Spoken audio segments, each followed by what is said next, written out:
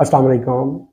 Doctor साहब, मैं रात को दही इस्तेमाल कर सकती हूँ या कर सकता हूँ? क्योंकि मैंने सुना है कि रात को दही इस्तेमाल नहीं करना चाहिए। अगर रात को दही इस्तेमाल करें तो उसके हमारे जिस्म के ऊपर बड़े नेगेटिव इम्पैक्ट होते हैं, हमारे जिस्म को नुकसान होता है।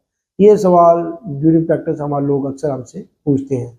आइए कि मेडिकली पॉइंट ऑफ व्यू से देखते हैं क्या है कि इसमें कुछ सच्चाई है भी है या नहीं। मैं हूँ डॉक्टर सुहेल, आपकी सेहत का दोस्त। आप देख रहे हैं मेरा वीडियो चैनल। अगर बात की जाए कि दही की, योगर्ट की, तो बात उसकी है कि वो एक बहुत अच्छी डाइट है जो हम लेते हैं, क्योंकि उसके अंदर कार्बोहाइड्रेट्स भी होते हैं, प्रोटीन भी होते हैं, कैल्शियम भी होते हैं, वाइटामिन भी होते हैं।